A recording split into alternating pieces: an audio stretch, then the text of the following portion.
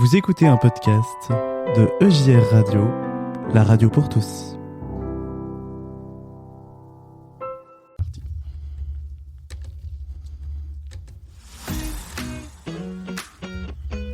Solidarité, bonnes actions et petite histoire du soir.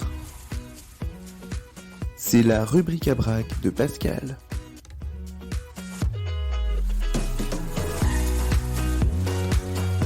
Bonjour à tous et à toutes, bienvenue. Je suis très heureux de vous retrouver en ce 6 juin pour célébrer ensemble les 80 ans du D-Day, donc une rubrique à brac un peu particulière, un peu spéciale. Alors aujourd'hui le programme, on va parler d'un soldat qui a débarqué avec une cornemuse.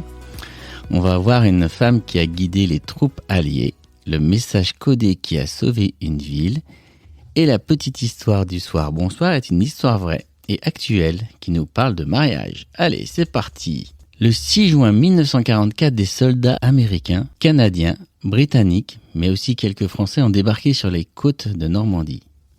Actuellement ont lieu les commémorations du 80e anniversaire de cette opération décisive. Écoutez ce message diffusé à la radio pour annoncer le débarquement.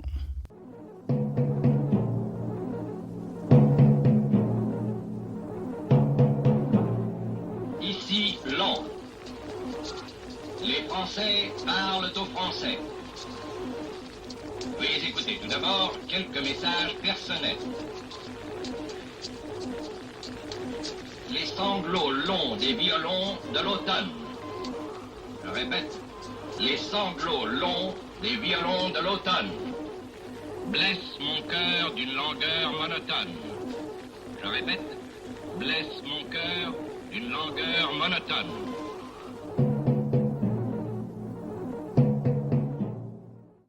Alors, la première information de notre rubrique à brac d'aujourd'hui, le soldat qui a débarqué avec une cornemuse.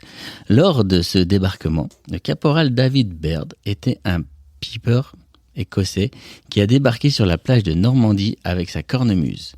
Il a joué pour ses camarades soldats alors qu'ils montaient sur la plage, les motivant au combat. Baird a continué de jouer de sa cornemuse tout le long de la journée et a même survécu à une explosion de mortier qui l'a assommé et a brisé son instrument. Il a reçu la médaille militaire pour sa bravoure et son dévouement. Une femme a guidé les troupes alliées. Denise Bloch était une Française qui a travaillé comme agent de renseignement pour la résistance française pendant la Seconde Guerre mondiale. Le jour du débarquement, elle a guidé les troupes alliées à travers les champs de mines et les défenses allemandes jusqu'à la ville de Caen.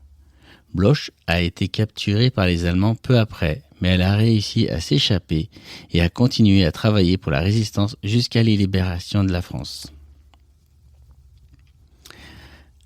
Une autre bonne nouvelle, le message codé qui a sauvé une ville. Le village français de Sainte-Mère-l'Église devait être bombardé par les Alliés le jour du débarquement.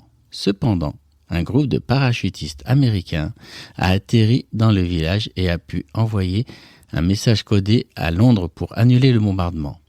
Sainte-Mère-l'Église est ainsi devenue la seule ville française à ne pas être bombardée le jour du D-Day. Sainte-Mère-l'Église aujourd'hui est en pleine effervescence pour fêter les 80 ans du débarquement. Et la petite histoire du soir, bonsoir. C'est une histoire vraie et actuelle. Harold a 100 ans. Le vétéran américain de la Seconde Guerre mondiale a décidé d'épouser Jeanne, 96 ans, en France en ce moment à l'occasion de la célébration du D-Day en Normandie où il a débarqué il y a 80 ans. En 1944, il avait 20 ans quand il a été envoyé en Angleterre. J'étais opérateur radio. Nous étions responsables de la liaison sol-air pour nous assurer que les pilotes pouvaient rentrer à leur base après leur mission au-dessus de la France, raconte-t-il. Il raconte cela sous un soleil merveilleux de Floride avec sa future épouse en attendant de venir en France pour célébrer ce mariage.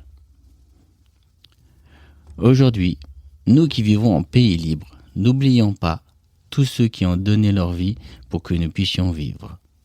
Voici le message du D-Day.